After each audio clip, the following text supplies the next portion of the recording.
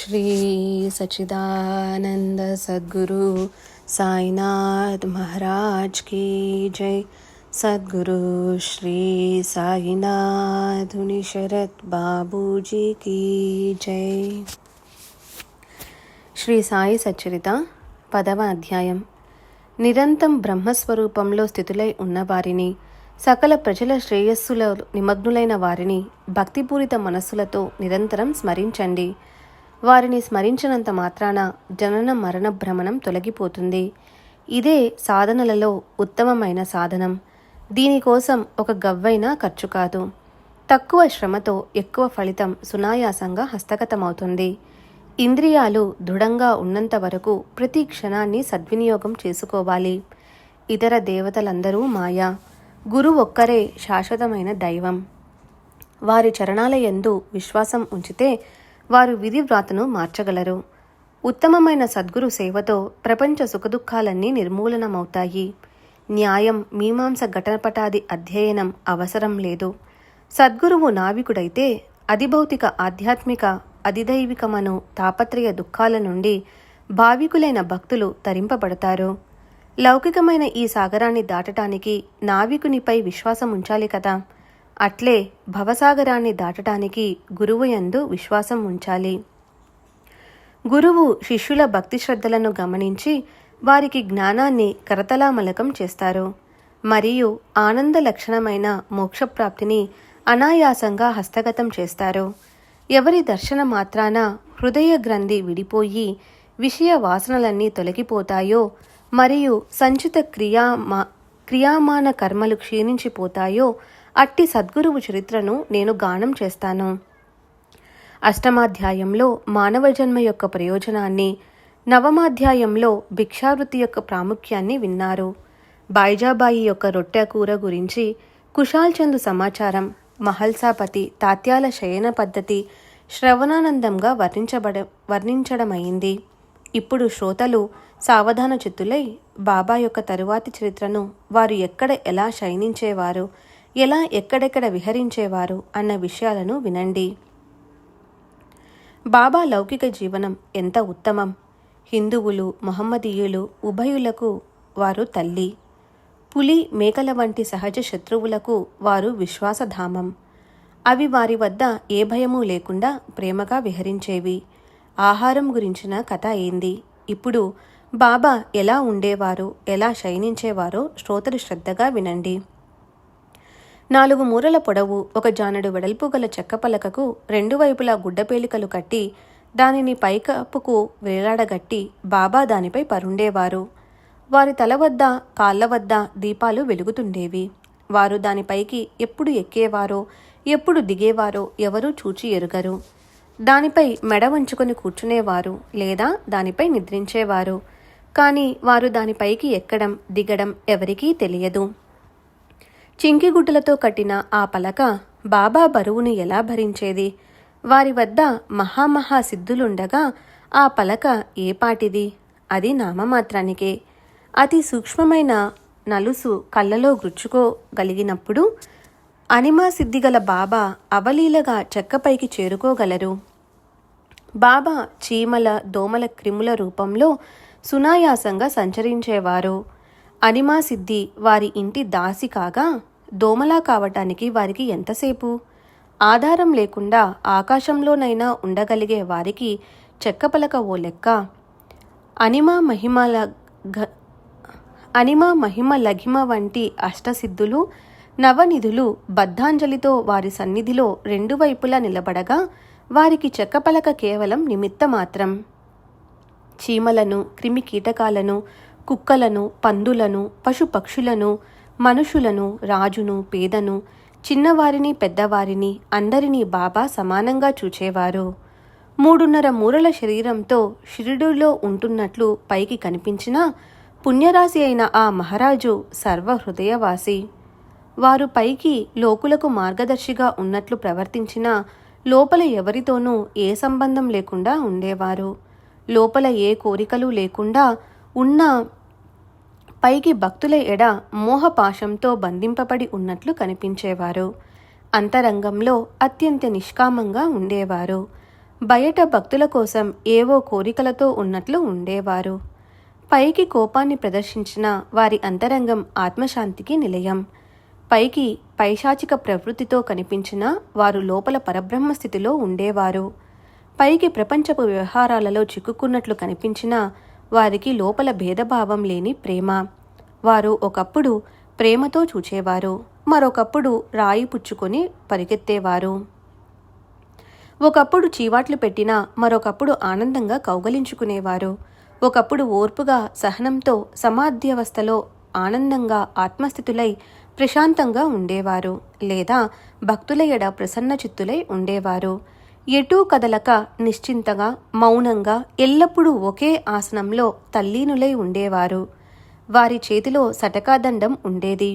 వారికి కీర్తి కండూతి లేదు, ధనాపేక్ష లేదు. చిత్తవృత్తిని నిరోధించిన యోగంతో ప్రాణరక్షణకు భిక్షను తీసుకొని కాలక్షేపం చేసేవారు. సన్యాసి వేషంలో ప్రత్యక్ష యతీశ్వరుని వలె ఉండేవారు. వారి చేతిలో ఉండే సటకాయే దండం. అల్లా మాలిక్ అని ఎల్లప్పుడూ అంటూ భక్తులపై ప్రేమను కురిపించేవారు. మానవ రూపంలో అవతరించిన సాయి యొక్క సగుణ రూపం ఇది. మన పూర్వ పుణ్యార్జితం వలన అమూల్యమైన ఈ సంపద అదృష్టవశాత్తు మనకు లభ్యమైంది. సాయిని ఓ మానవునిగా భావించిన వారు మందమతులు, మందభాగ్యులు. వారి విధి విచిత్రమైనది. వారికి ఈ భాగ్యం ఎలా ప్రాప్తిస్తుంది? సాయిబాబా ఆత్మబోధకు గాని పూర్ణానంద విగ్రహం భవార్ణవాన్ని దాటటానికి వారినే ఆశ్రయించండి.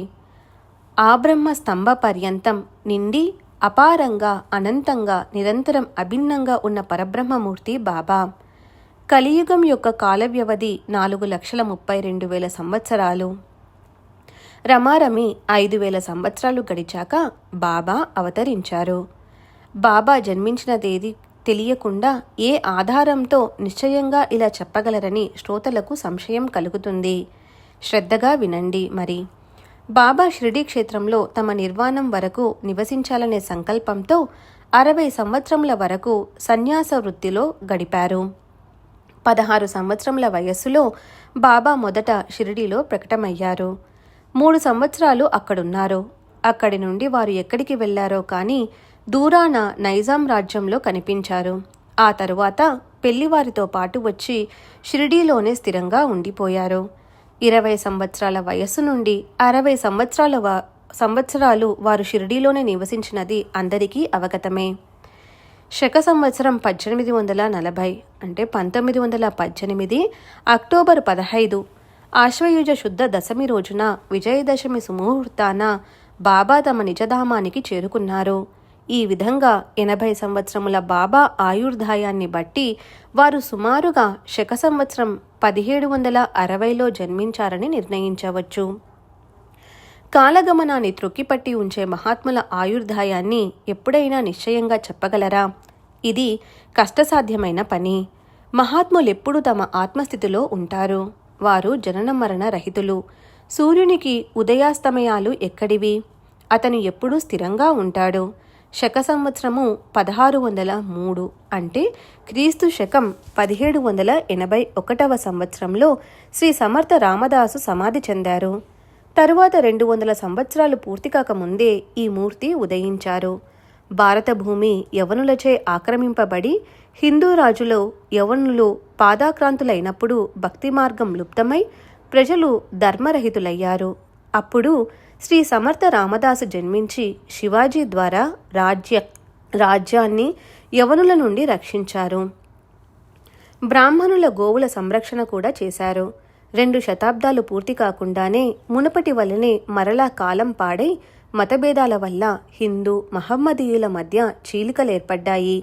సాయిబాబా దానిని పరిష్కరించారు. రాముడు రహీము ఒక్కరే. వారిలో కించిత్తైనా భేదం లేదు.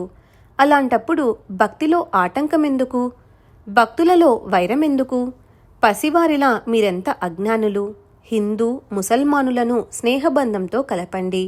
దృఢమైన వివేక మార్గాన్ని అవలంబిస్తేనే మీరు అవతలి తీరాన్ని చేరగలరు. వాద వివాదాలు మంచివి కావు. ఎవరితోనూ పోటీ పడకండి. ఎల్లప్పుడూ మీ శ్రేయస్సును గూర్చి ఆలోచించండి. మిమ్ము శ్రీహరి రక్షిస్తాడు.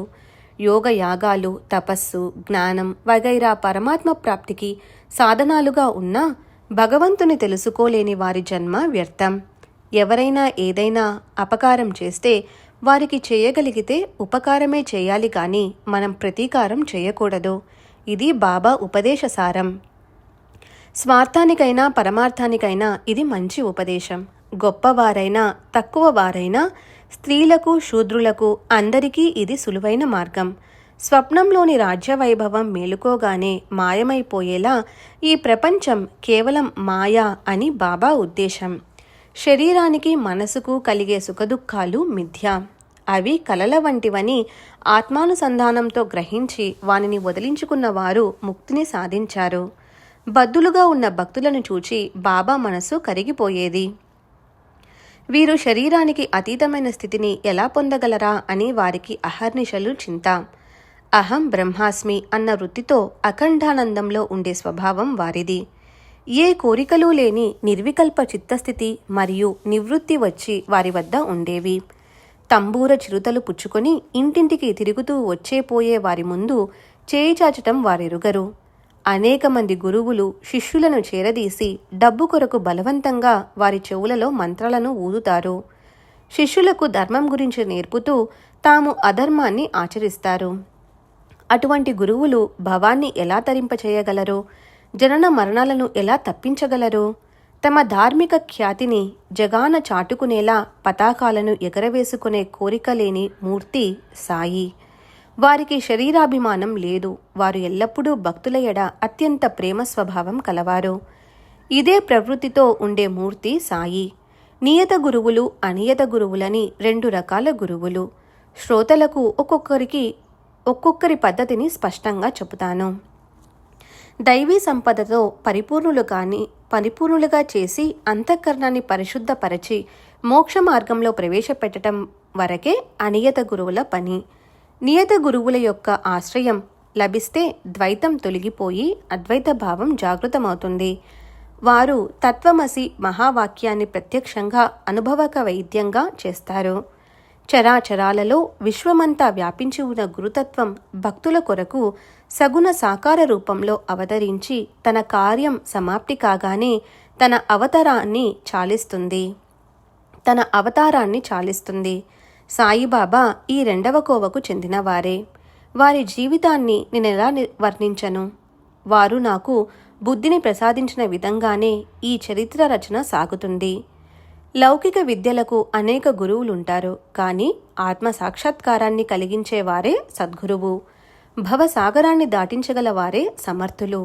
వారి మహిమ అగోచరం. ఎవరైనా బాబా దర్శనానికి వెళ్ళితే వారు అడగకుండానే వారి భూత భవిష్య వర్తమానాలను, వారి ఉద్దేశాలను, వారి ఆలోచనలను సంపూర్ణంగా తెలియజేసేవారు.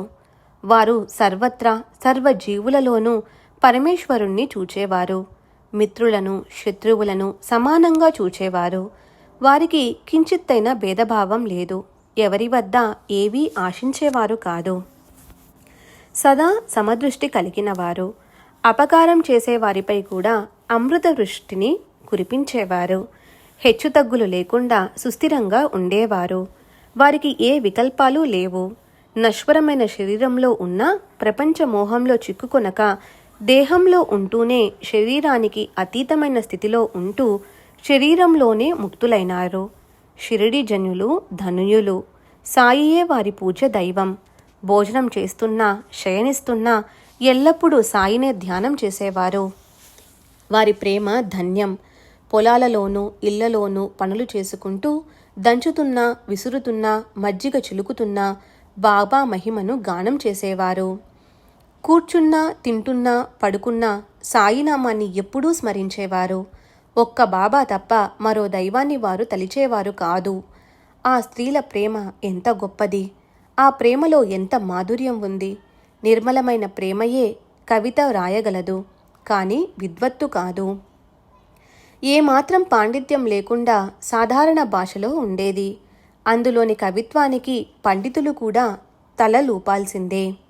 నిర్మలమైన ప్రేమను ఆవిర్భవింపచేసేదే నిజమైన కవిత్వం.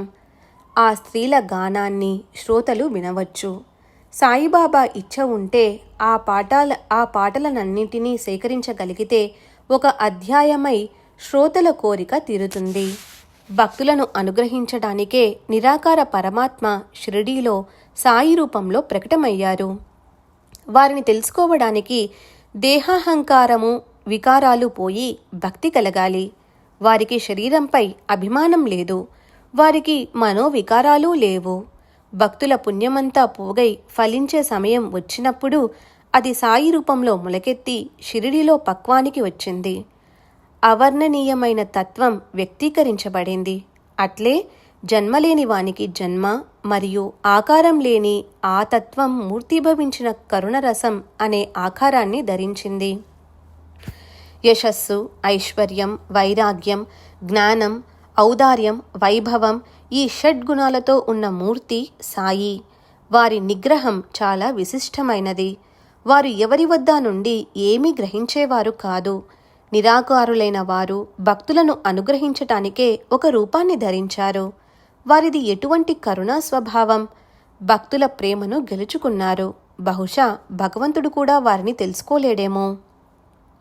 భక్తుల శ్రేయస్సు కొరకు సాయి మహారాజు వాగ్దేవత వచించటానికి సాహసించని, చెవులు కూడా వినటానికి సిగ్గుపడే మాటలు అనేవారు. ఆ మాటలను చెప్పటం కంటే మౌనంగా ఉండటం మంచిది, కానీ కర్తవ్యాన్ని వదిలిపెట్టడం మంచిది కాదు కనుక చెప్పవలసి వచ్చింది. భక్తులతో బాబా అతి వినయంగా, నేను మీ దాసుణ్ణి, మీకు రుణగ్రస్తుణ్ణి, మీ దర్శనానికి వచ్చాను. మీ అనుగ్రహం వలన మీ పాదాల వద్దకు చేరుకోగలిగాను. నేను మీ మలంలో క్రిమిని, అందువల్ల ఈ సృష్టిలో ధన్యుణ్ణి అని అనేవారు. ఎంతటి అనుకువ! బాబా మనసులో వినమ్రంగా ఉండాలనే కోరిక. అది ఎటువంటి ఉన్నతమైన నిరభిమానం, ఎంత సౌమ్యత! ఈ పై మాటలు వాస్తవంగా బాబా ఉచ్చరించినవే. నేను చెప్పిన ఈ మాటలు ఎవరికైనా అగౌరవంగా అనిపిస్తే క్షమించమని వేడుకుంటాను. దాంతో వాక్కు కలుషితమైంది. విన్న పాపం తొలగటానికి సాయినామాన్ని జపిస్తాను.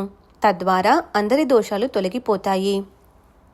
జన్మ జన్మల మన తపస్సు కేవలం సాయి కృప చేత ఫలించింది. ఇది దప్పిక కొన్న వారికి చలివేంద్రం వలె అపార సుఖాన్నిస్తుంది. బాబా జిహ్వ ద్వారా రసాన్ని ఆస్వాదిస్తున్నట్లు అందరికీ అనిపిస్తుంది. కానీ వారు ఏ రుచిని ఎరుగరు. వారి జిహ్వకు రసస్ఫూర్తి లేదు. విషయస్ఫూర్తి లేనివారు విషయ సుఖాలను ఎలా అనుభవిస్తారు? విషయాలు వారి ఇంద్రియాలను తాకనప్పుడు వారు విషయాలలో ఎలా చిక్కుకోగలరు? ఎదుటికి వచ్చిన వస్తువులను కళ్ళతో చూడటమే కానీ చూచినదేమిటో వారెరుగరు. చూడాలనే కోరిక వారికి లేదు. హనుమంతుని కౌపీనం అతని తల్లికి, రామునికి మాత్రమే కనిపించాయి. మరి అతని బ్రహ్మచర్యాన్ని ఎలా పోల్చగలం? ఆ ఇంద్రియాన్ని తల్లియే చూడనప్పుడు ఇక ఇతరుల మాటేమిటి? బాబా యొక్క బ్రహ్మచర్యం పరమ కఠినం. అది అపూర్వం, సంపూర్ణం. వారు నడుముకు కౌపీనం ధరించేవారు. మెడ క్రింద ఉండే మేక చన్నుల వంటి వారి ఇంద్రియాలు కేవలం మూత్ర విసర్జనకు మాత్రమే. వారి ఇంద్రియాలు వారి అవయవాలలో ఉండేవి. వారి శరీరస్థితి ఇలాంటిది. ఇంద్రియాలు కర్మలను చేస్తున్నా వారికి విషయాసక్తి కించిత్తైనా ఉండేది కాదు. సత్వ రజస్తమో గుణాల వలన ఇంద్రియాలన్నీ వాని స్థానాలలో కట్టుబడి ఉన్నాయి. అవి లౌకిక కార్యాలను చేస్తున్నా దేనిలోనూ చిక్కుకోవు. బాబా నిస్సంగులు, శుద్ధ జ్ఞాన స్వరూపులు, ఆత్మారాములు. కామ క్రోధాలు వారిలో అణిగిపోయాయి. వారు ఏ కోరికలు లేనివారు. సకల కోరికలు పూర్తిగా తీరినవారు. విషయాలు కూడా బ్రహ్మయే అని తలచే ముక్తస్థితి వారిది. వారి పుణ్య పాపాలకు అతీతమైన సంపూర్ణ నివృత్తి స్థానం. నానావళి లెమ్మనగానే గద్దె విడిచిపెట్టిన వారికి శరీరాభిమానం కానీ భేదబుద్ధి కానీ కలలో కూడా ఉండవు. ఇహలోకంలో పొందవలసినది, పరలోకంలో సాధించవలసినది వారికి ఏవీ లేవు.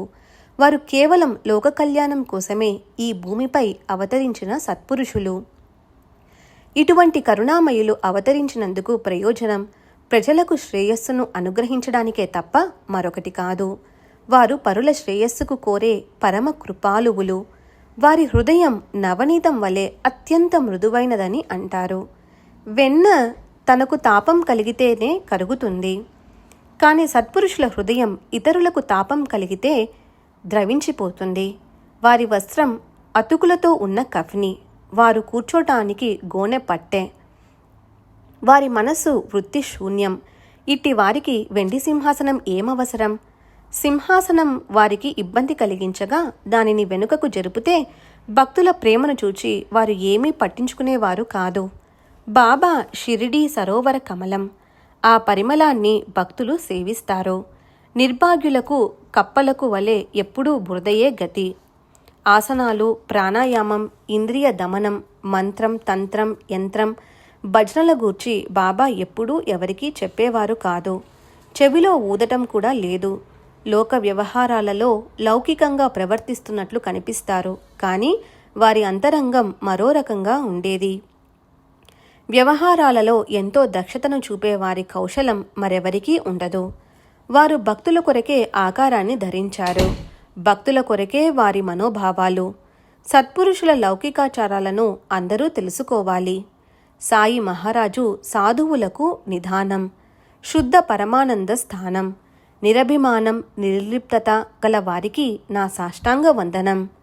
సాయి మహారాజు వచ్చి చేరిన ఆ స్థానం మహాపుణ్యపావనమైనది. పుణ్య సంచయం లేకపోతే ఇటువంటి సన్నిధి దుర్లభం.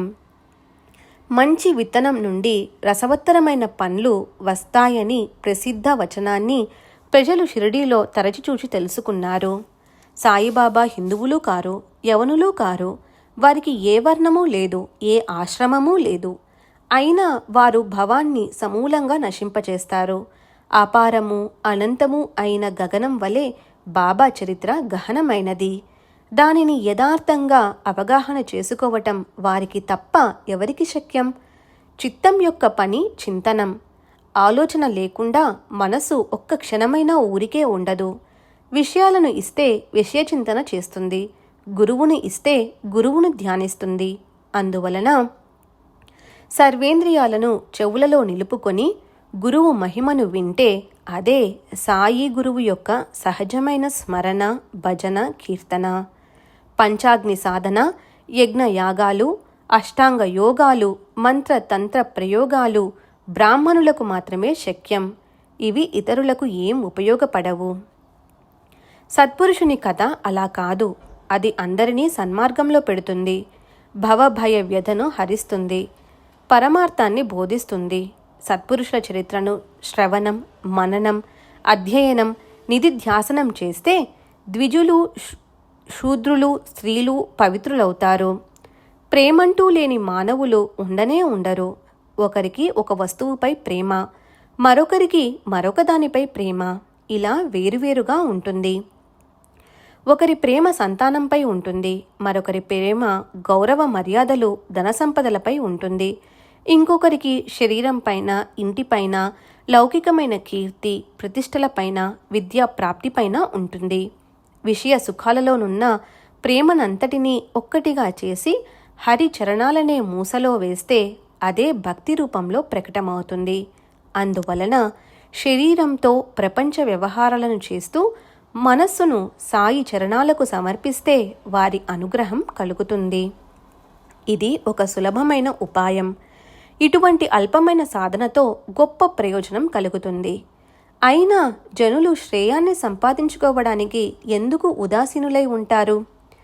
చిన్న ఉపాయంతో అంత గొప్ప లాభం కలుగుతున్నప్పుడు మరి ప్రజలు ఎందుకు దానిని ఆచరించరు అని శ్రోతలు మనస్సులలో సహజంగా సందేహం కలుగుతుంది. దానికి కారణం ఒక్కటే, భగవత్ కృప లేకుండా శ్రవణలాలస కలుగదు. భగవంతుడు ప్రసన్నుడై అనుగ్రహించినప్పుడే శ్రవణలాలస కలుగుతుంది. అందువలన సాయిని శరణు వేడితే ఆ సాయి నారాయణునకు అనుగ్రహం కలిగి శ్రవణలాలస ఉత్పన్నమవుతుంది. ఈ సులభ సాధనం చేజిక్కుతుంది. గురు కథాశ్రవణమను సత్సంగాన్ని ఆశ్రయించి ప్రాపంచిక బాధలను వదిలించుకోండి. నిశ్చయంగా ఇదే మీ జీవితానికి సార్థకత. మనసులలో ఏ సందేహాలను పెట్టుకోకండి. అనేక చాతుర్యాలను విడిచి నిరంతరం సాయి సాయి అని స్మరించండి. మీరు తరిస్తారు. ఇందులో ఏం సందేహం లేదు. ఇవి నా మాటలు కావు, సాయిబాబా నోటి నుండి వచ్చిన గంభీర వచనాలు. వీనిని నిరర్ధకమని భావించకండి, వీనికి వెలకట్టకండి, ఇవి అమూల్యమైనవి. చెడు సహవాసం మంచిది కాదు, అది అనేక దుఃఖాలకు నిలయం. తెలియకుండానే సుఖప్రదమైన మార్గం నుండి మరలించి చెడుదార్లను పట్టిస్తుంది.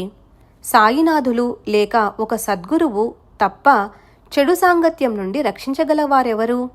ఓ భక్తులారా, ప్రేమమయులైన గురువు యొక్క నోటి నుండి వెలువడిన వచనాలను శ్రద్ధగా స్మరించండి. చెడు సాంగత్యం తొలగిపోతుంది. సృష్టిలోని రూపాలు కళ్ళలో నిండినప్పుడు సౌందర్యాన్ని అపేక్షించే మనస్సు దానితో రమిస్తుంది. ఆ దృష్టి అంతర్ముఖమైతే అది సత్సంగంలో రంజిల్లుతుంది. సత్సంగం యొక్క మహిమ అటువంటిది. అది శరీరాభిమానాన్ని సమూలంగా అణచివేస్తుంది. అందువలన సత్సంగం కంటే మరో సాధన లేదు. నిత్యం సత్సంగం చేయండి. ఇతర సాంగత్యాలు దోషపూరితమైనవి. శరీరం అంతటినీ నిర్మలం చేసేది, ఏ దోషాలు లేనిది సత్సంగం ఒక్కటే. సత్సంగం శరీరం పైన ప్రీతిని, అభిమానాన్ని తొలగిస్తుంది. ఒక్కసారి దాని పట్ల శ్రద్ధ కలిగితే దాని బలవత్తర శక్తి వల్ల తప్పక సంసారం నుండి విముక్తి కలుగుతుంది. భాగ్యవశాత్తు సత్సంగం లభించిందా ఉపదేశాలను సహజంగా గ్రహించవచ్చు. చెడు సహవాసాలన్నీ తొలగిపోయి మనస్సు నిశ్చల స్థితితో రమిస్తుంది. పరమార్థంలో ప్రవేశించడానికి విషయ సుఖాల యందు విరక్తి ఒకటే ఉపాయం. సత్సంగాన్ని ఆశ్రయించకుండా ఆత్మస్వరూపాన్ని తెలుసుకోలేరు. సుఖాల వెంట దుఃఖాలు, దుఃఖాల వెంట సుఖాలు వస్తుంటాయి. జీవుడు ఎప్పుడూ సుఖాలనే ఆశిస్తూ దుఃఖాలకు విముఖంగా ఉంటాడు. సుఖాలను ఆశించి దుఃఖాలకు ముఖం చాటేసినా జరగవలసినది అవశ్యం జరిగి తీరుతుంది. సుఖ దుఃఖాలనే ఈ రెండు అనుభవాల నుండి విముక్తిని కలిగించేది సత్పురుషుల సాంగత్యం ఒక్కటే. సత్సంగం వలన శరీరాభిమానం నశిస్తుంది. సత్సంగం వలన జనన మరణాలు ఆగిపోతాయి. సత్సంగం వలన చైతన్య ఘనుడైన పరమాత్మను చేరుకోవచ్చు. సత్సంగంతో తక్షణం గ్రంథి విచ్ఛేదనం జరుగుతుంది. ఉత్తమ గతిని పొందటానికి సత్సంగం ఒక్కటే పావనమైనది. అనన్యంగా దాని శరణుజొచ్చితే ఆత్మశాంతి నిశ్చయం. భగవంతుని భక్తితో నమస్కరించని వారిని మరియు భగవంతుని భజన, ఆరాధన, నామస్మరణ చేయని వారిని భక్త పరాయణులుగా చేయటానికి సత్పురుషులు అవతరిస్తారు. గంగా, భాగీరథి, గోదావరి, కృష్ణవేణి, కావేరి, నర్మదాది నదులు సత్పురుషులు స్నానార్థం ఎప్పుడు వస్తారా అని వారి పాదాలను కోరుకుంటాయి. ప్రపంచంలోని వారి పాపాలను స్వయంగా ప్రక్షాళనం చేస్తాయి. కానీ వాని పాప నివృత్తి సత్పురుషుల చరణప్రాప్తి లేకుండా ఎన్నడూ కాదు. మన ఎన్నో జన్మల భాగ్యం కొలది మనం సాయి మహారాజ్ యొక్క చరణాలను ప్రాప్తించి భక్తుల యొక్క జనన మరణాలు తొలగిపోయాయి. సకల భవభయాలు హరించుకొని పోయాయి. సాధువులైన శ్రోతలారా, ఇప్పుడు శ్రవణం చేసిన దానిని మననం చేసుకోండి. ఇక మనం విశ్రాంతి తీసుకుందాం. తరువాతి వర్ణన తరువాత. హేమాడ్ సాయికి శరణుజొచ్చుతున్నాడు. నేను సాయి చరణాల పాదరక్షను. వారి కథను మనవి చేస్తూ సుఖ సంపన్నునవుతాను. భక్తుల శ్రేయస్సు కొరకు బాబా మసీదు చివర నిలబడి ఒక్కొక్కరికి విభూది ప్రదానం చేయటం ఎంతటి మనోహరమైన దృశ్యం! ప్రపంచం మిథ్య అన్న సంపూర్ణమైన జ్ఞానంతో అనవరతం బ్రహ్మానందంలో విలీనమై సదా వికసించిన కుసుమం వంటి మనస్సు గల వారి చరణాలకు సాష్టాంగ నమస్కారం. వారు కళ్ళల్లో జ్ఞానాంజనం వేస్తే వెంటనే ఆత్మసాక్షాత్కారం కలుగుతుంది. ఇటువంటి మహిమగల సాయికి సాష్టాంగ నమస్కారం. తరువాతి అధ్యాయం ఇంతకంటే బాగుంటుంది. శ్రవణాల ద్వారా అంతరంగంలోనికి ప్రవేశించి సకల మాలిన్యాలను తొలగించి హృదయ మందిరాన్ని పావనం చేస్తుంది. స్వస్తి శ్రీ సంత సజ్జన ప్రేరితము భక్త హేమాడ్ పంత్ విరచితము అయిన శ్రీ సాయి సమర్థ సచ్చరితంలో శ్రీ సాయి సమర్థ మహిమ అను 10వ అధ్యాయం సంపూర్ణం. శ్రీ సద్గురు సాయినాథార్పణమస్తు. శుభం భవతు. శ్రీ సచ్చిదానంద సద్గురు సాయినాథ్ మహారాజ్ కీ జై. సద్గురు శ్రీ సాయినాథుని శరత్ బాబూజీ కీ జై.